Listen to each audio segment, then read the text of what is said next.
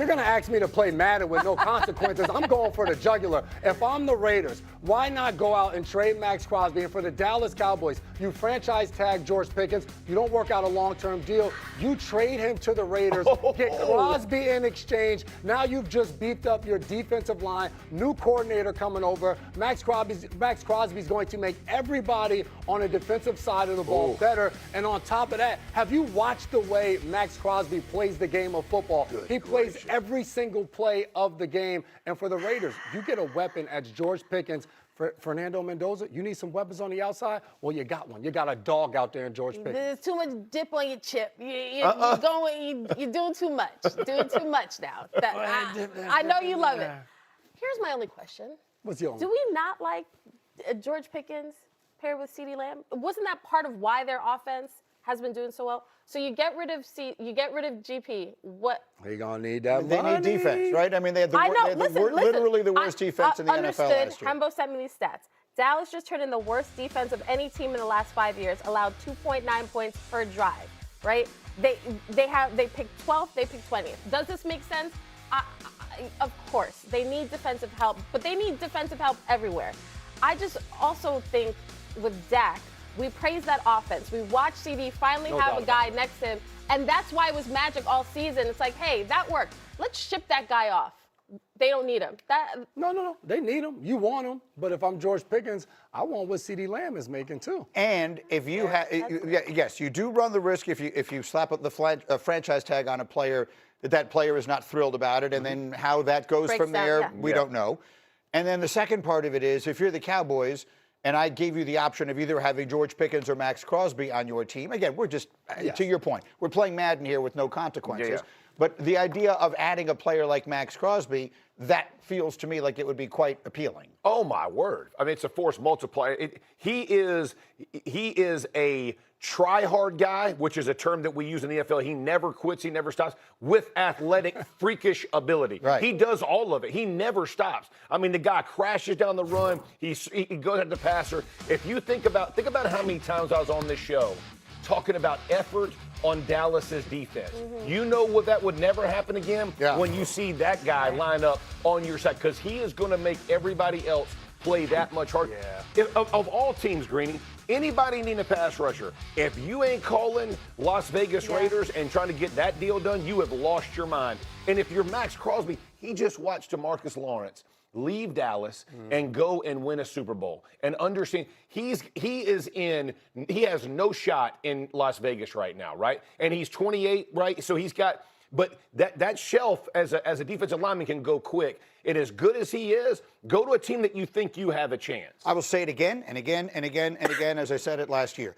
The Cleveland Browns should have traded Myles Garrett, should have traded Myles Garrett, should have traded Myles Garrett. Myles Garrett was the best defensive player in the NFL this year. He broke the sack record, and they won bupkis. And that was the most predictable thing in the entire world, and they find themselves in a worse position than they were at this time last year. So the Raiders should absolutely learn from that. If they're not going to trade the #1 overall pick because they've decided there's a quarterback there they can't pass up, and I don't disagree with that. If you think Mendoza is the next in the line of great ones, then yes, you take him. Your next most valuable asset is Maxx Crosby. You can either lose a ton of games with him or without him next year. Lose the games without him and get a bunch of picks in return. The Raiders should, whether it's Dallas, whoever it is, the Raiders should trade Maxx Crosby. And it's hard to argue that point because you look at what they need on their roster, and you can fill that with multiple spots. And I think you said it. Not only was Myles Garrett on the Browns, he won Defensive Player of the Year again. Right. They still didn't do what they needed to do to get to the playoffs. And the coach got fired. I mean, literally everything that you could see coming happened. For the player, bro. For Myles Garrett, I hate it. I mean, you're Joe Thomas. Yeah, man. Like, Myles Garrett, he took the money, guys. He took the money. That's what he did. He came on with us on Super Bowl Sunday and said, I will not play for the Browns again. And they said, how about for this much money? And he said, okay, I changed my mind. The money's still there when the career ends. Exactly. You got a big house, right? That's right. Let's get up and go, which is brought to you by Nature Made. Up and let's do a feature we call Holding McCourt. We gave J-Mac an assignment, said bring us back some fascinating hot takes about what could happen during this offseason, and he understood the assignment. Yes, Greeny, I was looking out for you. You need a quarterback with the New York Jets. Trade for Kyler Murray. Go out there and get a guy. They went and got Justin Fields, a quarterback that can throw the ball and can run. Kyler Murray brings that element. First overall pick. They had that when they had Vinny Testaverde. He was a first overall pick. Why not run it back with Kyler Murray? Allow him to get in this offense, get the ball out to Garrett Wilson and some of those guys. Bring some of his veteran experience and his journey. They just watched Sam Darnold win a Super Bowl, a guy that's gone through some things. See if he can figure it out, Kmart. I have found myself wondering, is Kyler Murray going to be the next in the line of the sort of great reclamation projects? We've seen Baker Mayfield left for dead in a few places, now playing great. Sam Darnold, obviously the same story, and there have been a few others. Kyler Murray certainly has a skill set and could be that. You know the Jets in that situation as well as anyone. How do you like it? From a talent perspective, on the field, I like it. I hate it for everything off the field. Meaning? Keep in mind, in Arizona, teammates question leadership. Can he talent? Can he win you games? Yes. Could he potentially be a headache? Yes. I don't know that to be true. I don't know if that would be the case here, but it does give me pause when your teammates question your leadership. For this franchise in particular, this is a franchise that needs stability. This is a franchise with a head coach who is already on the hot seat. This is a franchise that needs the GM, the head coach, the quarterback, all to be on one accord and going in the same direction. Talent-wise, I like it. I just wonder in this market if it works. What do you think, Jeff? I love you, dude. This is a way to stir it up in New York.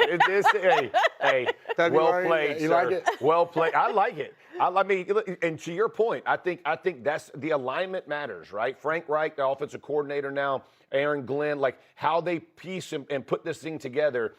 Dual threat QB would be a massive benefit in New York. Your offensive line is not strong to quite strong yet, so they'll develop. If their offensive line isn't strong, then they literally have nothing.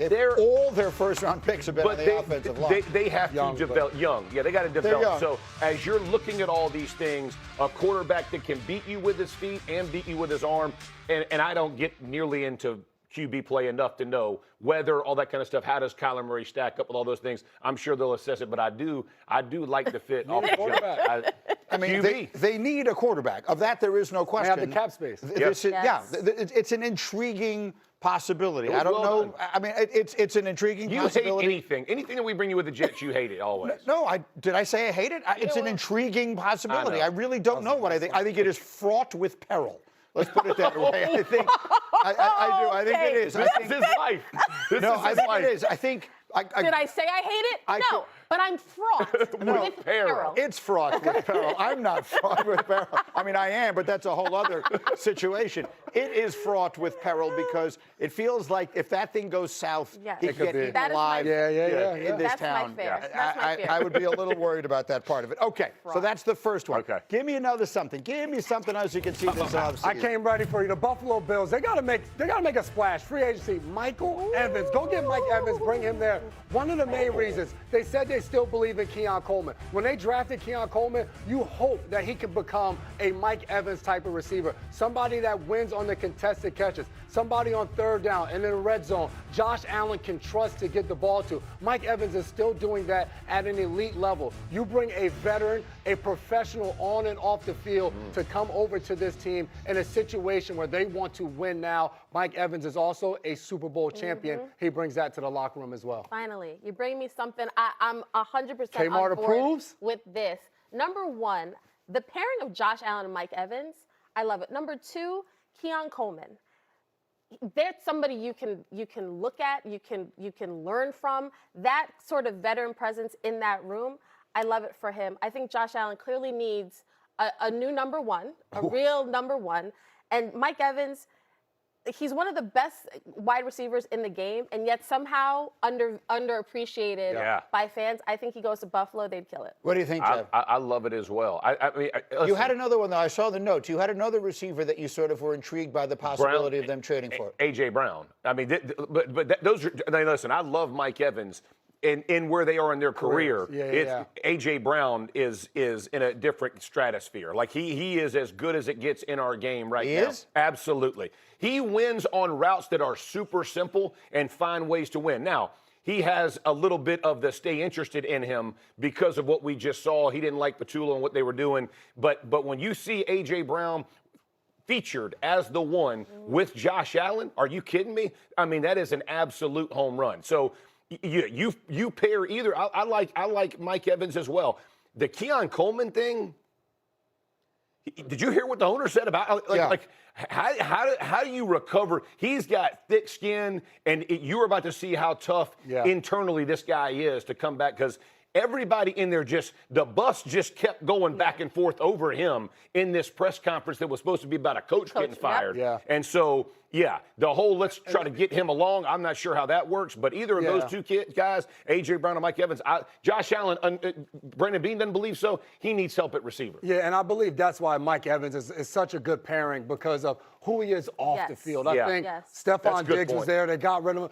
I just think Mike Evans comes in a consummate professional, Hall of Fame guy. If you're Keon Coleman, if you're not going to listen to Mike Evans in your wide receiver room and watch the way he does things, then we know for sure that you're not going to be that guy. Okay, and then we saved the best for last. You have one more holding McCourt that I found fascinating.